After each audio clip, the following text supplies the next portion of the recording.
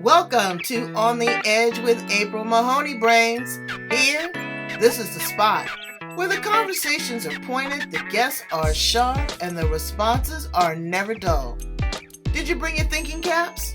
Because it's time to put them on.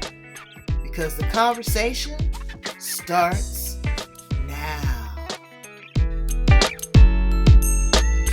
Welcome to On the Edge with April Mahoney Brains. Here, this is the spot, the place where the conversation is pointed, the guests are sharp, and the responses are never dull. And today we have the beautiful Lynnis Woods Mullins. I am so excited to talk to her. She is a trailblazer when in the areas of holistic health, women's issues, business, finance, and the metamorphosis of change. Thank you so much for being with me, Lynnis. Welcome to On the Edge. Thank you so much. It's wonderful to be here with you today. I just love your energy, April, and thanks so much for giving me the opportunity to share a little bit of mine. Well, you are on fire, okay? So somebody better get a fire extinguisher because this is about to get hot up in here. Thank you. You are beautiful as ever. Oh, thank you. Bless your heart. Thank you. I'll be 65 in just a couple months. Really? When's your birthday? June 3rd. June 3rd? Mine's August 17th, and I'll be 60.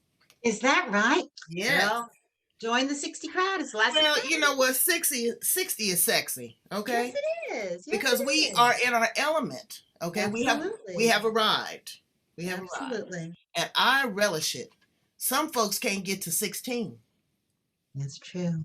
Much Many- less 60. Many are not. Many are not getting to that these days, you know. It's And it's unfortunate. about the evolution. It's about the change. People want to stay stuck. Nope, you got to change. You have to roll with the punches. You have to change. It cannot always be your way. You have to kind of adapt as And long Lynnis, as you're not selling yourself out. would you want to be 20 again? 2025? Oh, hell no. No. I used to remember when I was in my 20s and in my early 30s, I used to thank God all the time that I didn't have children because at least they didn't have to go through my shit. Wow. You know? What was your age of evolution? What was your age of just awakening? Oh, probably about 62. Really? Oh, I yeah. was in my 40s. No. Oh, Girl, yeah. my libido got an extra charge. Well, if you're talking about that kind of awakening, that would be earlier. But in terms of just really doing me and really, realizing why I was put here on this earth, letting go of the need to please disease, letting go of feeling not enough, of just so many different things that women have that they don't really, really ever completely let go of, or sometimes they take it back. But right around 62, I'm totally free from all that Really? stuff. Yeah, Well, totally. I'm finding 60, and I'm finding it. I'm looking for it. I don't know what to expect. Mhm. I know that it is going to be different. Today is the anniversary of the passing of my mother for 1 year. Oh, wow. Whoa. But you know what? It was a beautiful transition, and we were peanut butter and jelly. So I want for nothing. But now I really feel like a grown up because I am here Yes. by myself. Yes, I lost And- my dad at 62, and my mom, though, she was killed unexpectedly. She was hit by a fire truck on her way to work, and Wow. so she was only 56, and so that was really a shock. And when he left, I realized, wow, the two people on earth who loved me unconditionally are gone. I mean, I have my husband. And I would say that he probably does love me as unconditionally as any other human being can. That's not your parent, Right. but it's right, still right. different. It's still Right. different, Oh, it is different. that's why I say 62. That's why I say 62 as well, because I realize the importance of unconditionally loving myself. Otherwise, all bets were off. And I have 4 daughters who love me very much. Oh, you got 4 daughters? I have 4 daughters. Well, you are courageous because I had one. I was one and done. I was like, okay, I was basically pregnant for 10 years. Their ages 37, 35, 37, almost 35, just turned 33 and 30. Wow, amazing, Yeah. amazing. They are wonderful people. They're beautiful inside and out. I have to say, I'm so proud of them. They're raising me now. I know. Well, my daughter is, but in all honesty, in all transparency, I've been riding her like a freight train.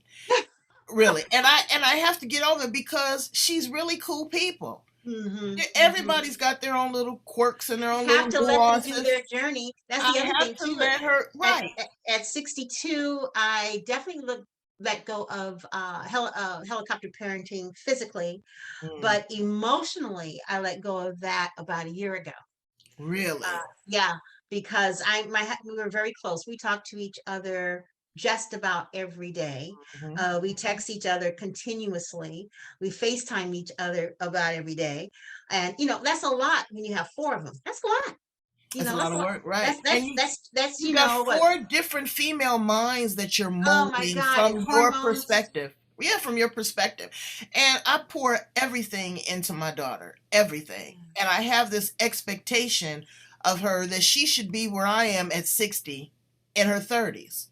Mm. And that's not the real. No, it's a whole different world in terms of what they're dealing with now in their 30s versus what we were dealing with now in their 30s. It's just a whole thing. And it's their journey to take. I finally have arrived. It's their journey to take. I am there to be a coach, a mentor, and a friend, but Mhm. no longer like a parent telling you what to do. Right. I can make suggestions, I can encourage, I can mentor, I do lots of praying. But telling them what to do, waste of time because they're going to go ahead and do what they want to. They'll be like, and then do what they want to do anyway. Just think about what Yeah, it was. my daughter and my son, I have a bonus son. They say we listen to everything you say, but Right, I can't tell you right, that we're going to actually put into it. right. But There's seeds that are being planted. we're going to put into it is more into this conversation. Brains, look, where are we? We are on the edge with Hello, Lynnis brains. Woods Mullins.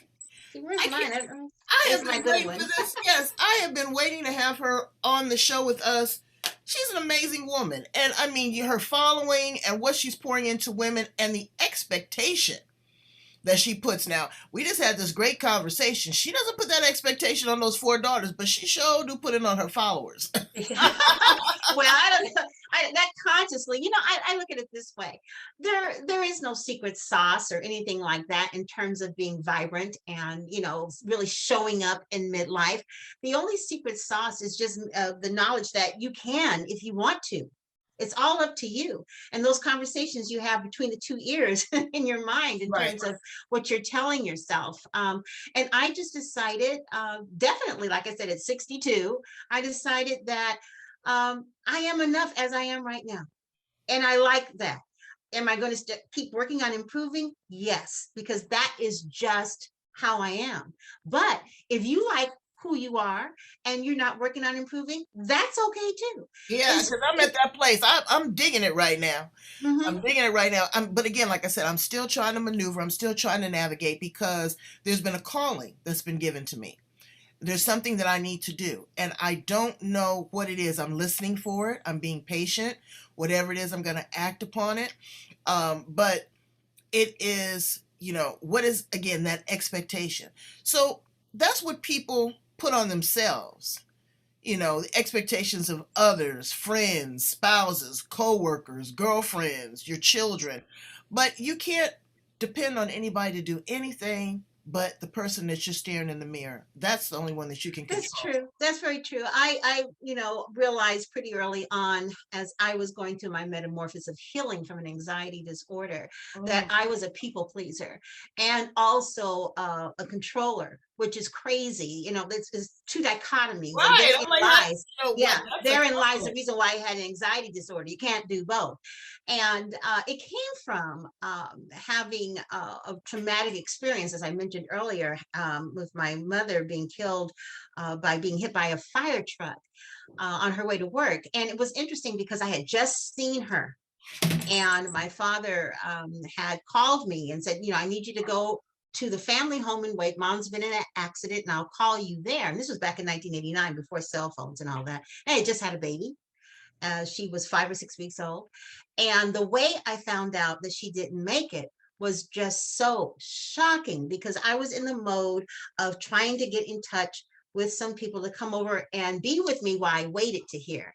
And so I didn't have a cell phone back then. And I had left my Franklin planner at home in a rush to get to my dad's house. But back then it was Franklin planners. Hmm. I, called my mom's secretary because my mom had all my best friends' telephone numbers on a Rolodex. And at that time, I couldn't remember any numbers. I just knew I need to call somebody to come and stay with me. So her secretary picked up the phone and she said, when she heard my voice, she said, "Oh, Lynnis," and I told her what I wanted. She says, "Oh, Lynnis, I can understand why you would want to have somebody with you at a time like this." And I said, "Yes." And she said, "We loved your mother." And I said, "Loved? As in ED, you mean she's gone?" And then she's like, "Oh, I thought you knew." And I could hear her drop the phone and she's crying. And then I could hear in the background people crying in the office and everything because the accident had happened maybe a block away from the office and they heard the crash, they heard the sound. And so that's when I found out that my mother hadn't made it. And I know, based upon all the therapy and the work that I've done on myself, it was at that moment that I decided I wouldn't have any more surprises and that I was going to control the outcome no matter what. And this was Mm. done subconsciously, over time, till finally, fast forward 20 years later, I, could not control one more thing. I couldn't put one more thing in my emotional closet. I could not hide from it any longer. And it all just came tumbling out. And the end result of going to therapy and getting better was that I decided to walk away from corporate America and to work on creating programs and things that would help women not go through what I went through. Not that you don't go through the tragedy, but how to cope when you do. And if you do end up with the anxiety and the depression and everything else, the emotional eating and all the other things that happen in midlife, because at that time I was 31, but the actual symptoms of everything showing up didn't really show up until I was about 52. That took 20 Mm. years for me to really deal with it. Mm. Is hopefully to help women not go through that kind of a journey and be having giving them the tools from a holistic perspective, to deal with all their different Well, emotions. they don't think that there is a hereafter. They think that it's finality. They think that it's actually over. When you Mhm. have a tragedy, I had a friend of mine that lost three, the husband, the brother, the mother, the mother-in-law, all within like 2 years. And I mean, Wow. these are people with 30 to 35 years experience. How do you process that?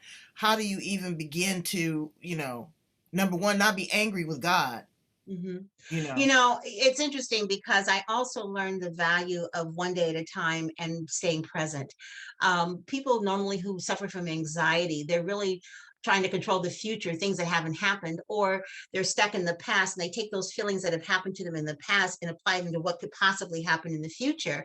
And that is really what That drives was you to that that. was a conversation I just had with my mentor. We were in the Hmm. car and I was telling her about something that's going on and I said, and this has happened before. And she says, "Okay, I need you to stop right there." She says, "You are framing a new picture in an old frame. Hmm. You've learned, you've evolved, you've moved, you've done the work, but now you're not allowing it to do what it do. You're Hmm. trying to, you're changing it and you're writing the old narrative.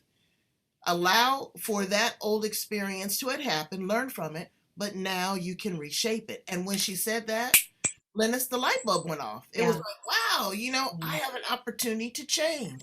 Great to have an Absolutely. opportunity to change. It's just like people that are on drugs or, maybe you have severe depression and a bad relationship. You're there right now.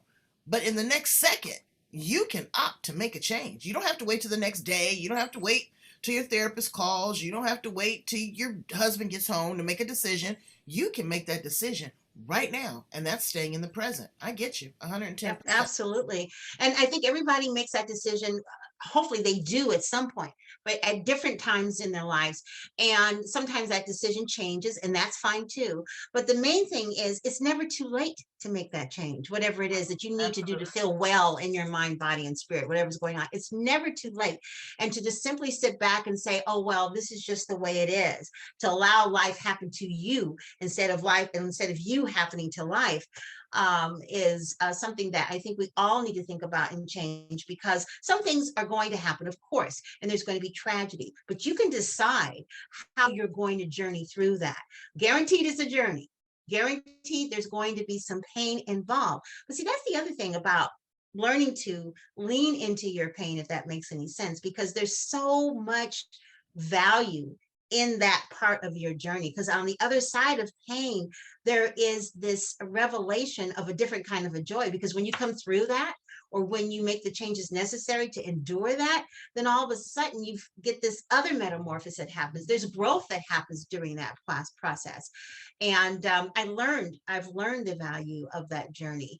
It's not even so much about the destination, because you know inevitably what's going to be happening with us at the end, but it's all about what you learn along the way that makes life so beautiful. I understand. Dial back a little bit. Tell my brains a little bit about your experience and, how you've grown up in the world. How I've grown up in the world. Well, I think probably the best thing I've ever done, bar none, no matter what happens from this day on, is raising my four daughters at a time which was really kind of a utopian time in many ways. You know, they grew up in the 90s and the early 2000s, I guess. And those were good times in many ways in my life in terms of, my success in corporate America and all of that. But one of the things that was happening to me that I didn't even realize was, first of all, I had post-traumatic stress as a result of what happened with my mom and how I heard about it and didn't even know I had it. But the other thing was I was climbing that corporate ladder with little ones, traveling all over literally the world, each time getting another promotion with more responsibility, more stress, and not paying any attention to the signs in terms of what was going on with me. I looked one way, I looked fine, on the outside, but on the inside, I was beginning to pile up a lot of unwellness from an emotional perspective.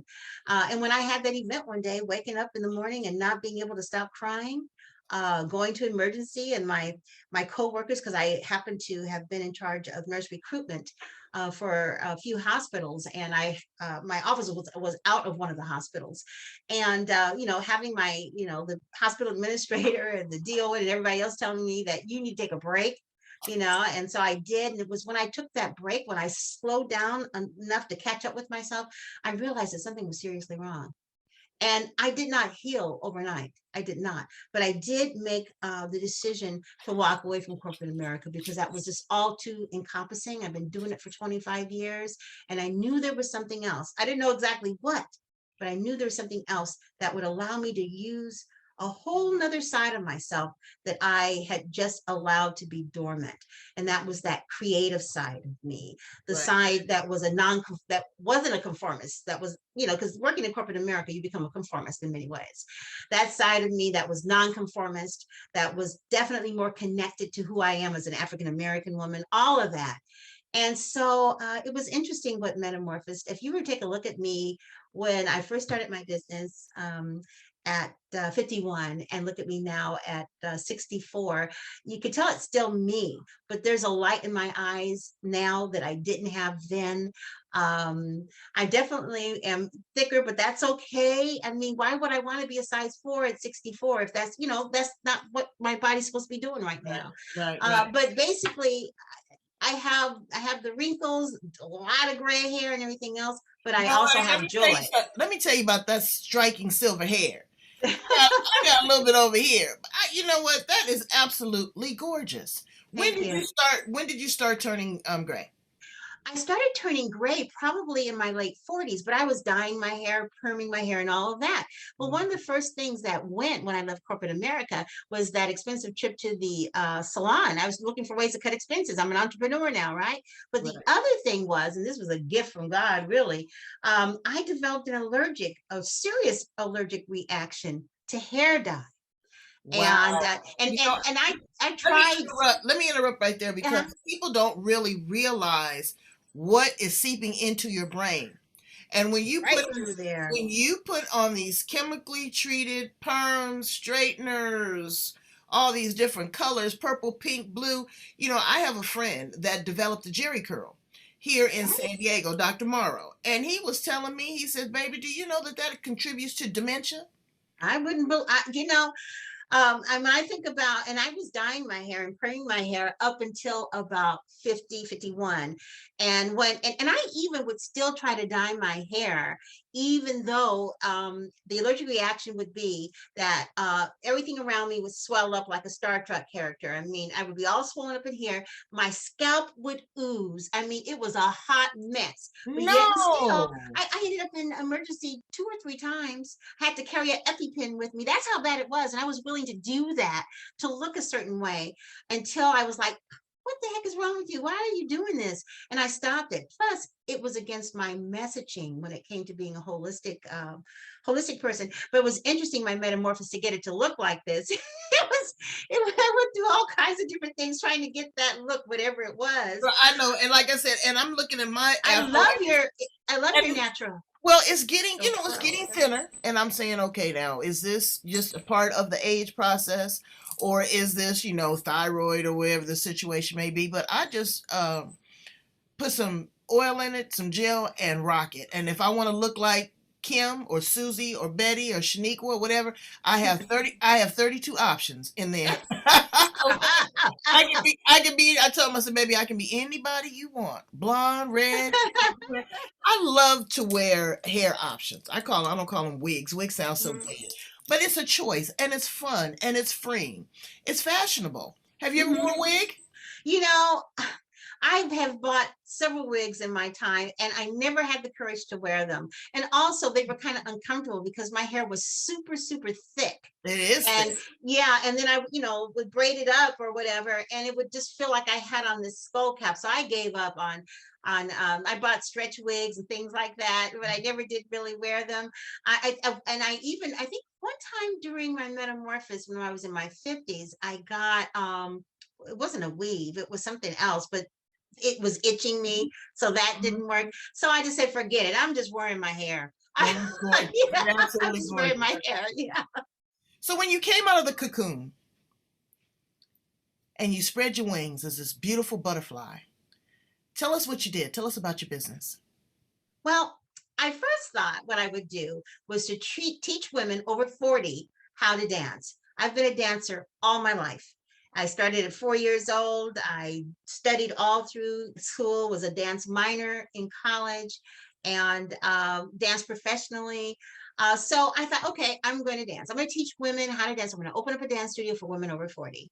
And I began to do that. But I quickly found out that they needed so much more than just dance. I mean, dance is freeing, it's good for the spirit, it is good for the body. But these women had other issues around obesity, high blood pressure, high cholesterol, issues around the empty nest syndrome, anxiety, just a lot of different things they were dealing with. And so that's when I said, okay, I need to figure out what else I can do to help women besides just dancing.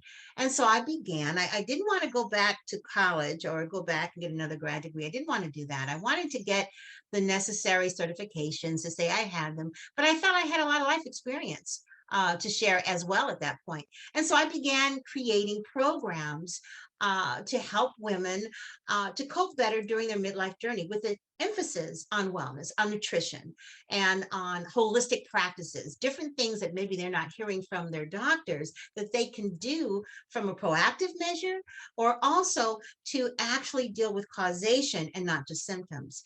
And the more I got into that, the more I realized that that I had found that part of me that had been dormant for so long, and that was being creative, solving problems in a creative way, not being typical.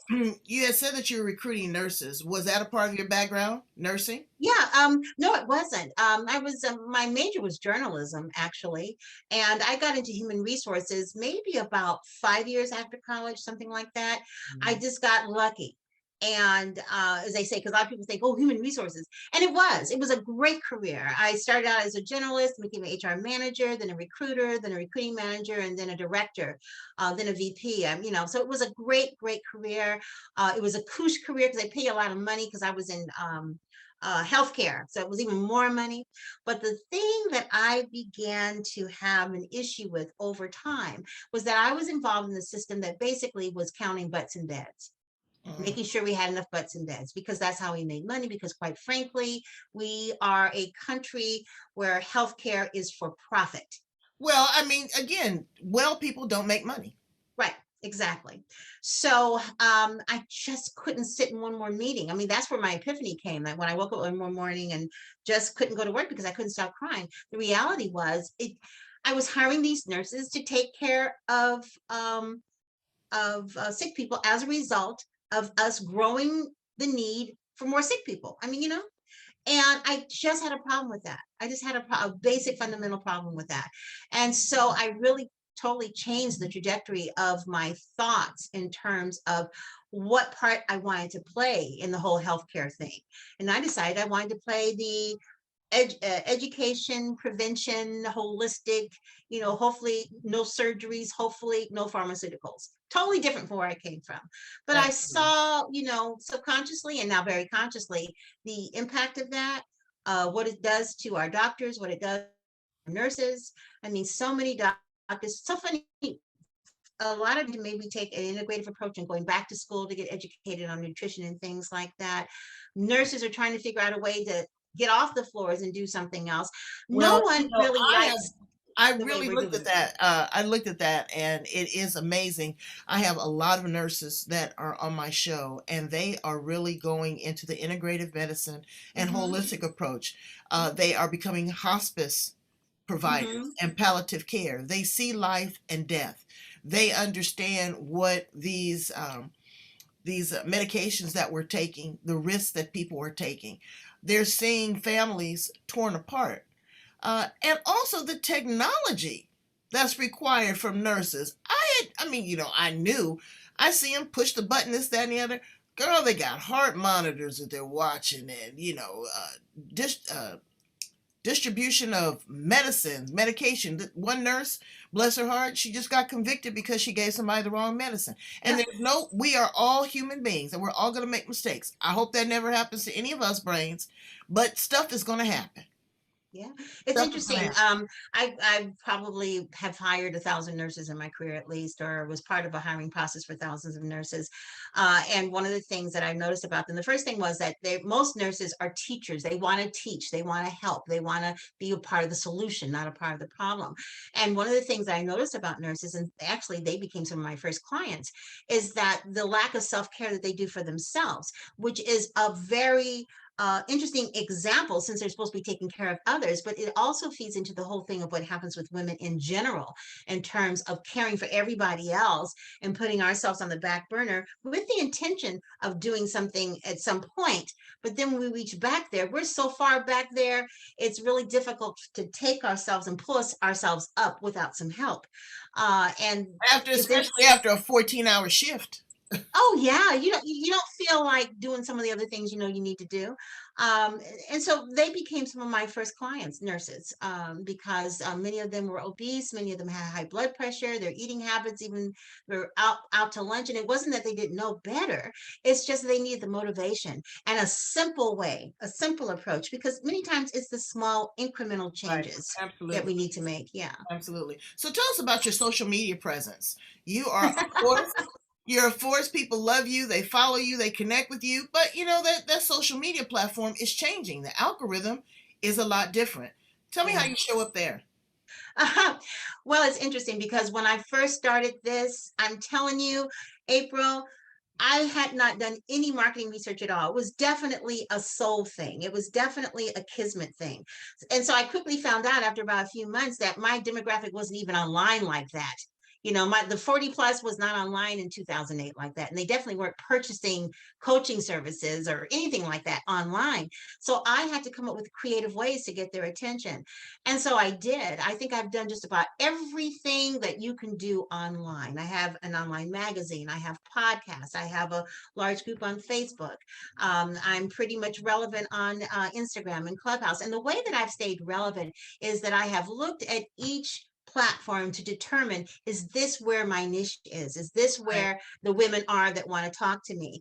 And And are because you communicating to them in their right, language? in ways they want to hear. Yeah, And I because you try to talk be to different people in on Instagram than you do from Facebook to Twitter. absolutely And right. you have to Absolutely master, and right. I've learned to master that as well. People, I saw this young girl, bless her heart, with a bikini picture on LinkedIn. I'm like, that's maybe not the right Yeah, platform obviously for you. not knowing what to do there. And it's Absolutely. interesting too, because I've also learned to have, what's hot, what's not, because, different mediums are hot at different times in terms of what people are looking at.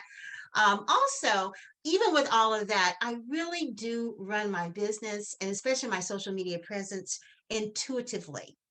Almost, I mean, absolutely. Sometimes I'll do a reel and I'll know when I post it. That's not going to get a lot of views. And it's not because it's not good. It's just whatever reason. I just can feel it. And there's other times I'm like, you know what? That probably wasn't the best role I've ever done, but I think it's gonna. And sure enough, within shoot, 2 minutes, 2,000 views. And I'm like, what? And I took so much time on the other one. So I've learned to not be totally vested in it. Put it out there, let it go somewhere else, do something else. And that's really how I grew my platform. I would do the due diligence. I'm very, very consistent. I'm very disciplined, but I also don't take myself so seriously. Do it, move on to something else, because social media is a means to an end. It's just a way for people to get to know me a little bit, because people do business with folks that they know, like, and trust. Absolutely. And they've been introduced to. Yeah. And I tell people all the time, this world is a big old oyster and we're little bitty pearls. There's 7 billion people plus on the planet, and you get saturated. You're marketing to the same 100 or 1,000 or 5,000 people, and they go, oh my God, here comes an email from April and Lynnis. What are they doing now? Right. When you are not exploring your options globally, a lot of times people want to stay, oh, in my community, or they want to stay in my city or my state. We need to have a global presence. You What have to we have a are global doing and presence. what you're offering, what you're speaking to, what you're doing is going to impact every single woman that walks this planet.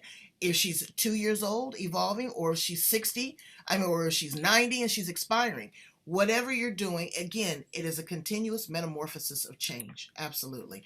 So tell my brains how to get in contact with you. I'd love for them to work with you, to continue to follow you. You are definitely a trailblazer. Oh, well, thank you. The best way, quite frankly, is my Linktree link. And I need to memorize what it is. It's really simple, but let me look at it so I can say it correctly, because that has everything on there. I don't even. It's time for me to update my website as well, because I keep flowing. I'm very fluid, and I have found that being fluid, websites don't always work well for that. Websites are basically for information. It's Right. not where And I so don't many I people don't don't do sell it. from it. They Yeah. spend so You, much money on websites now, and people just really want a landing page. They want to know how to get in contact, pretty much. what That's you where most got of my going stuff on, is. and that's it. Yeah. Yeah. Okay. They can go to my Linktree/Linus. So it's LINKT, and then period EE, and then slash Linus. So be sure to put that down, and I'm going to put it in the show notes, and I'm going to put it at the back end of the interview. And I just thank you so much for taking the time out to get to know you. I've been watching you from afar. You have been so gracious and generous. You always Oh, share thank my you. video and my posts with individuals. I try to give you the best and the brightest to share with And your you do. audience. You And it do. has just really been an amazing experience. And I'm just so glad that you have here with me on the edge. Brains, Thank okay, you. look, we're all organic. Number one, we're all going to expire. Okay, but why don't we expire and leave some seeds? Why don't we plant some seeds of goodness so that the next generation can flourish, that they can Absolutely. grow, and they can evolve, and they can have their own metamorphosis of change. If you are going through trauma, if you are having health challenges, maybe you just need a good girlfriend to talk to. This is one place to check out here, and that's another place over there to check out there. And between the two, you can't lose. Thank you so much again, Linus. I appreciate it. Thank you. Thank you so much, April, for the opportunity. It's wonderful spending this time with you. All right. Have a good day, Brains.